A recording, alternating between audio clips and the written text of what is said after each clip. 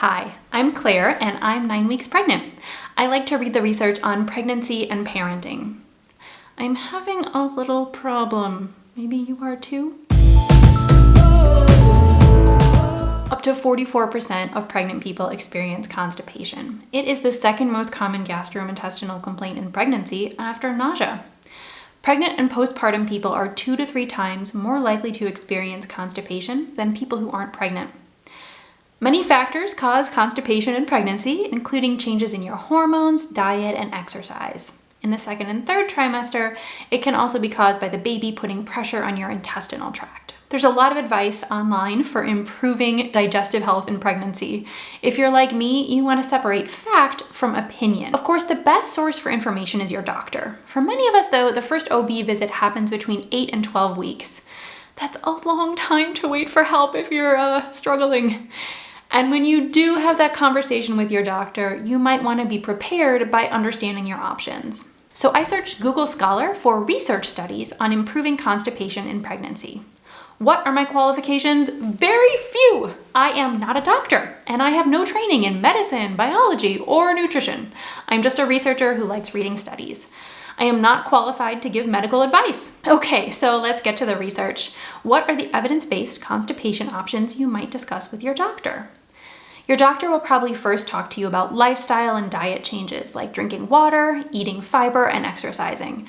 But we all have limited time and energy, so which of those changes should you prioritize? Well, only one of them, eating fiber, is supported by rigorous research. One rigorous study compared the effects of fiber supplementation, eating a corn fiber biscuit or wheat bran, versus no change in diet.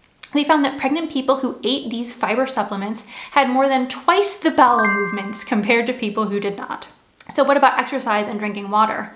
Well, a literature review in 2014 reported that there are no rigorous studies supporting the efficacy of physical activity or increased fluid intake for constipation in pregnancy. That's not to say it doesn't work, but it hasn't been studied. Of course, there are many other proven benefits of those things for pregnant people. Okay, so fiber trumps water or exercise, but maybe you already eat a lot of fiber, or eating fiber isn't an option for you. So the next line of treatment your doctor might consider is laxative medications. Now, there's a whole world of laxatives out there. World of Laxatives would make a great new Disney ride, but only some are safe in pregnancy. If you take ones that aren't recommended, you can risk a range of problems, including congenital malformations, premature uterine contractions, vitamin malabsorption, and giving your baby diarrhea in the uterus. Ugh. For this reason, most OBs and gastroenterologists prefer 2 classes of laxatives for pregnant people: bulking agents like Metamucil and Citracel, and stool softeners like Colace. You've probably seen these mentioned on pregnancy message boards. So which one is the best? Well, let's start with stool softeners like Colace specifically, active ingredient Docusate. I didn't find any studies of its efficacy in pregnant people, but research in the general population is pretty clear. Colace doesn't work. The authors of one review write, multiple randomized controlled trials have failed to show any significant efficacy of this drug over placebo. Another review stated that the quality of studies on Docusate is too low to recommend it. They also cited one study that found our next option, Psyllium or Metamucil, is more effective than Docusate. However, that study could be biased because it was funded by Procter & Gamble, the people who sell Metamucil. So doctors' most common recommendations for constipation in pregnancy are Colace and bulking agents, and Colace isn't supported by evidence. So what about bulking agents like Metamucil and Citracel?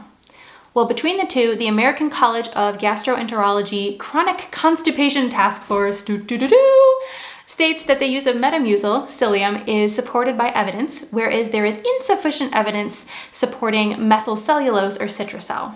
However, these recommendations are for the general population and they're not specific to pregnant people.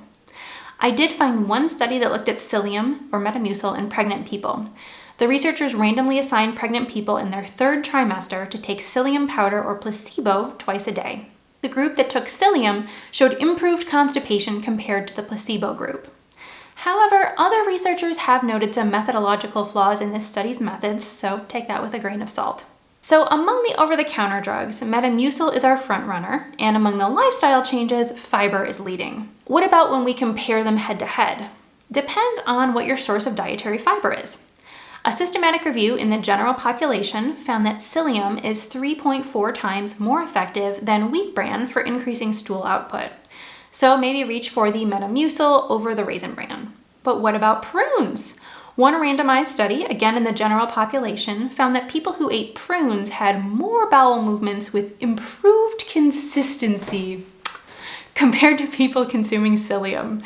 There was no difference in global constipation ratings or straining. Participants reported that eating prunes was as palatable as consuming Metamucil.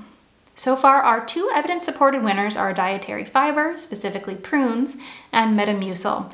But these approaches are gentle, they're slow-acting, they could take days. You might feel the urge to use a stimulant laxative like Dulcolax or X-Lax for immediate relief. What does the research say? One study comparing stimulant laxatives to bulk-forming laxatives like Metamucil found that stimulants work better. Pregnant people who used stimulant laxatives were 60% more likely to report an improvement in constipation compared to those who used bulk-forming laxatives. However, there were drawbacks.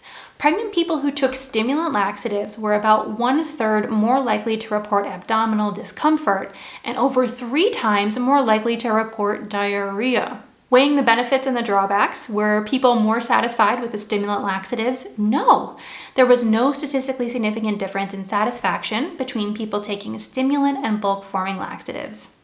Given that bulk-forming laxatives are just as satisfactory with fewer adverse side effects, I'd say Metamucil wins this comparison.